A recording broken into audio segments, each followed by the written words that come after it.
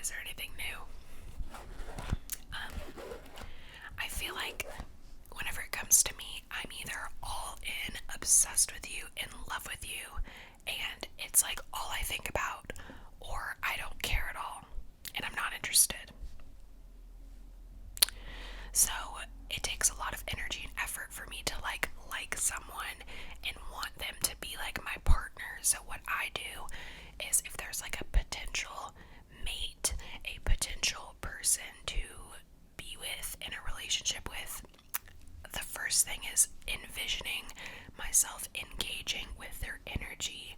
What would that be like? What would that feel like? And I do my research, y'all. I do my stalking on Instagram and all the places that I can to try to gather as much information and data as much as I can about that person. And then I try to like draw a picture of who I think they are. And I use my intuition in the process as well. So it's usually a pretty accurate picture. I feel like that's one of my gifts, is knowing energy really, really well. And knowing where people are coming from, even if I've never talked to them, I can just like tell.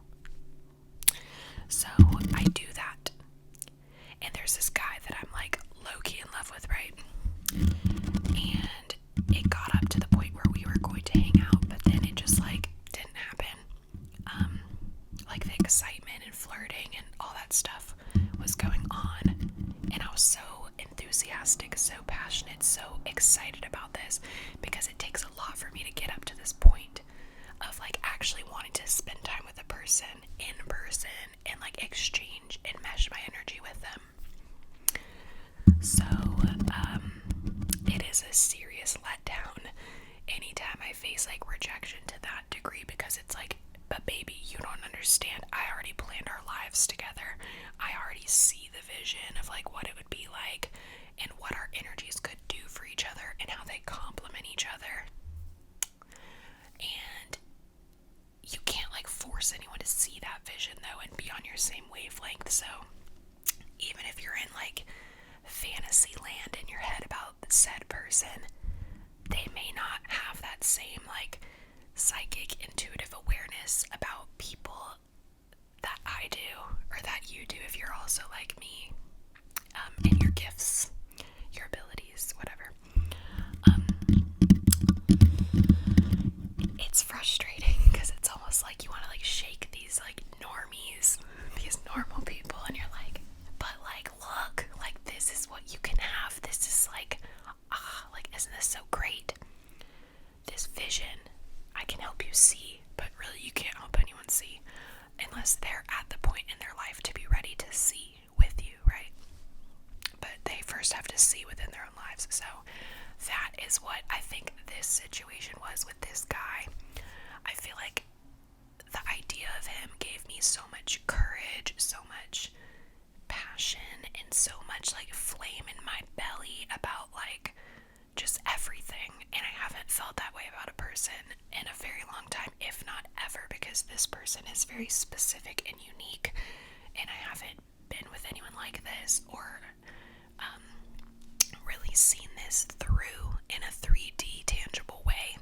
So because it was so close to me and it was so like on my fingertips about to happen, and then it fizzles out, I get confused and I get upset. So I've been kind of like mourning the loss of this like potential like dream that I've had about me and this person. So that's what I've been going through. Also, look at this patch that I got. It is, let me just take it out. I got it from this like ice cream vintage store mixture type of place. But it is two skeletons with a door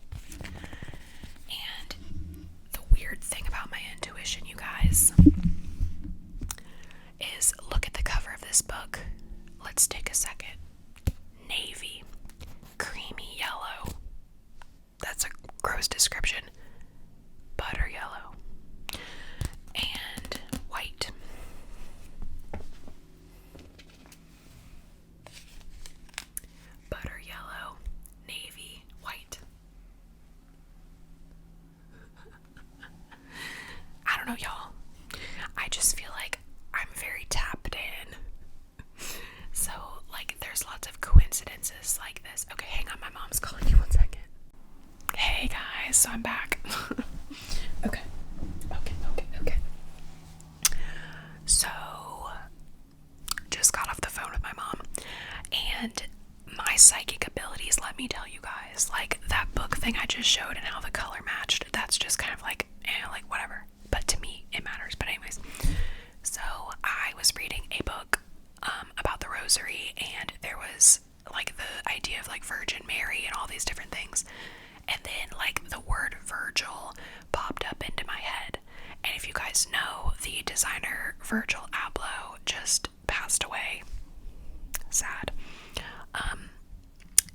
And as I was reading this book like a week ago, thinking about Virgil, I was like, Virgil, just thinking of the word.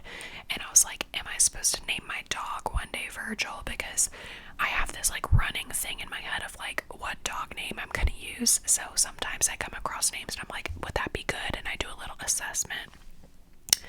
But anyways, and then to hear the news like a week later that Virgil died.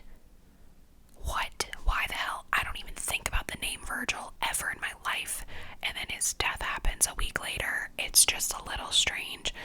And then I was just, like I said, on the phone with my mom. She's driving. She went past a high school of a guy that I used to talk to back in the day. And she was going to like a date or whatever. So I asked her like what the guy's name is. Because the name Ethan popped into my head. Just randomly. I was like, Ethan. And then the energy of like this guy from my past, Ethan, came up. And I had no idea where she was. But she said, oh, I said, what about Ethan? Does Ethan ring a bell? Like, do you know any Ethans or anything? Because I was like testing my like psychic whatever that I feel like I'm going through right now. And she said, oh, well, I just drove past X high school, fill in the blank here, high school, and didn't used to talk to Ethan. Ethan went there, right? Y'all, what? So I'm just saying, like, I don't know what is stirring up in the wind, but your girl has got some psychic shit going on, and it's almost like really creepy. There's also something strange about like graveyards, and I keep thinking about like going to a cemetery. Y'all, this is weird. Why am I even talking about this? I love you. I don't care. There's something so calling me to go to a cemetery and just like sit and observe and just relax and like feel the energy. So I don't know if I'm like becoming a medium of the other world or what's going on, but like there's something so nostalgic and comforting about a funeral. Am I the only one that feels this way? I wouldn't be surprised.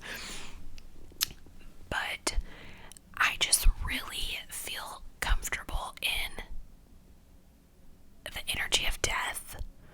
Like, I have watched those videos on, what's it called?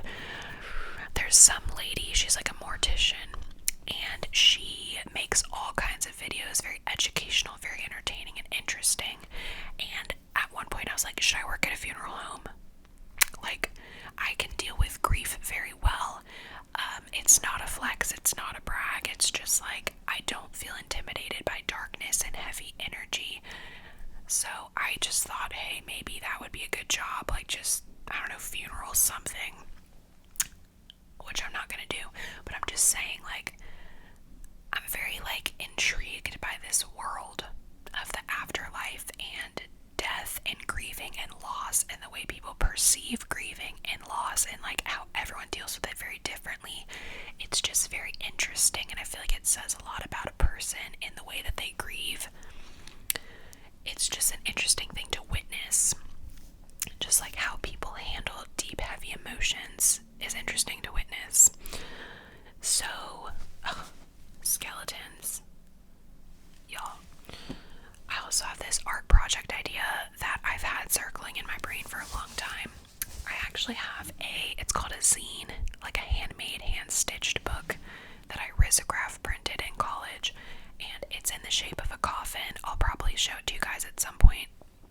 I know I have a video on my channel of going through it. Maybe I'll link it below if I can remember, but anyways. And then I made like a plush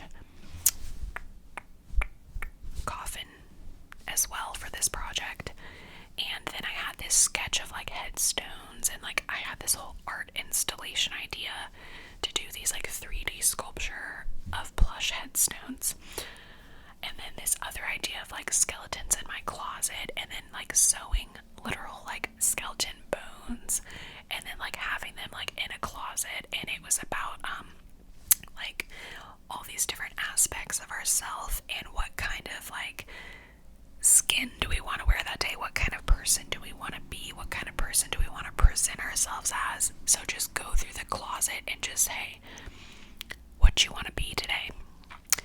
And it's kind of this idea of like wearing a mask in life and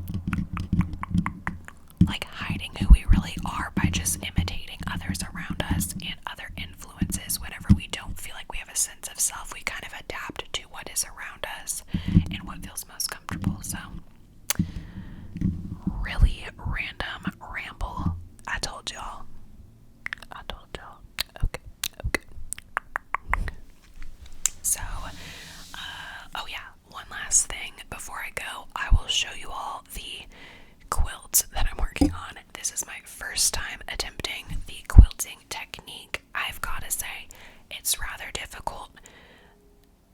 It was very difficult at first. I'm kind of figuring it out, but here it is. We have like a velour, really, really soft material right here. Then we have a denim. And then we have this like shiny one. This reminds me of gymnastics leotards from back in the day. And then this one reminds me of my ice skating dress. Whenever I did one competition, the ice skating dress that I had was so cute. The shape of competition dresses, you guys, is so beautiful. I'm obsessed. So I love that. Also, I was in chorus back in the day. Hilarious, because I was so deathly shy that whenever we had to like try out for soprano, alto, or whatever the other ones are, I don't remember, y'all, I was like scared to death. We had to sing row, row, row your boat just so he could see like what group we should be placed in. I was terrified, petrified. So I stayed after class and I just did some like baby like freaking out. And he just like put me in soprano. But anyways, I would be an alto now if I had to redo it. But anyways, our chorus dress was that velour fabric as well, so it's just kind of nostalgic. And then this is just a sneak preview. You can't really see it all that well. Then we've got like 3 squares right here. So it's just very much patchworky. And it's going to be bigger, so this is just like 45% of it. The rest of it, it's going to be like a flag. So updates to come on that.